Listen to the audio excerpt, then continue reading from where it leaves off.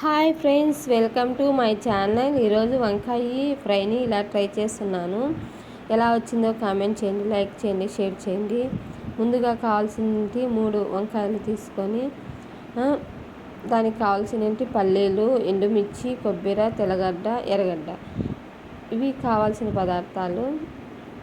రసం, టమాటో రసం ఒక పక్క పెట్టేస్తున్నాను, అది రెడీ అయిపోయింది. ఇప్పుడు పల్లీలను ఏం చేసుకునే దానికి బాండీలు పెట్టేస్తున్నాను. బాండీలో పల్లీలను వేసి ఏం చేసిన తర్వాత బాగా ఎర్రంగా వేగాలి. వేయించిన తర్వాత ఎండుమిర్చిని కూడా ఇలాగ పక్కన తీసేసి ఎండుమిర్చిని కూడా ఏం చేసుకుంటున్నాను. కొద్దిగా ఆయిల్ వేయాలి. ఆయిల్ వేసుకోవాలి కొద్దిగా.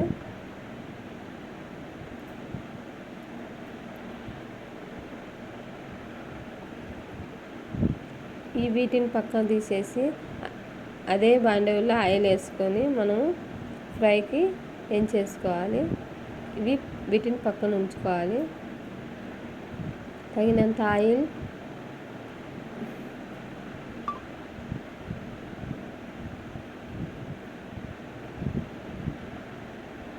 ఆవాలు వేసుకొని ఎర్రగడ్డ వేసుకోవాలి.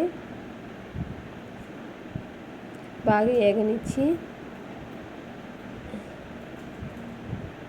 వేగిన తర్వాత కరివేపాకు కూడా వేసేసుకోవాలి.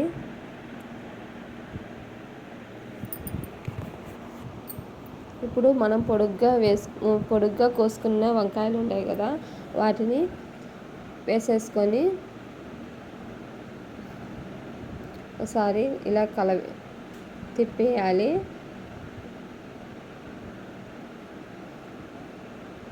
తిప్పేసిన తర్వాత తగినంత సాల్ట్, పసుపు వేసుకోవాలి.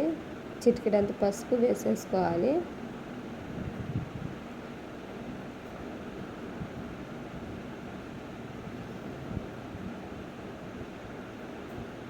ఇవి బాగా ఏగనివ్వాలి. నేను మూత వేసేస్తున్నాను, ఏగనిస్తున్నాను. ఇప్పుడు రైస్ కూడా అయిపోయింది.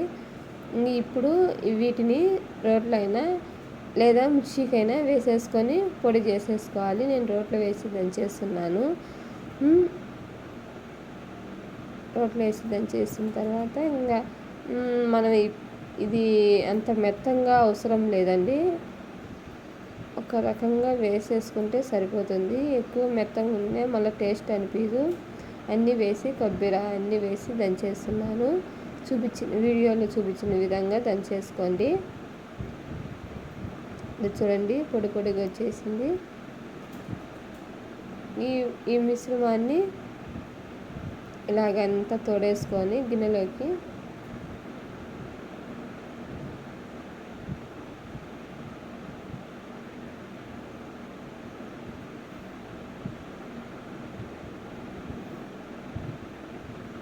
అంతా తోడేసుకోవాలి. ఇలాగా ఏగినాయి కదా వంకాయలు, బాగా ఎర్రంగా ఏగినాయి చూడండి. ఇలాగే ఏగిన వరకు ఏం చేసుకోవాలి. ఇప్పుడు వీటిలో మసాలా వేసేసుకోవాలి, మనం దంచుకునే మసాలా.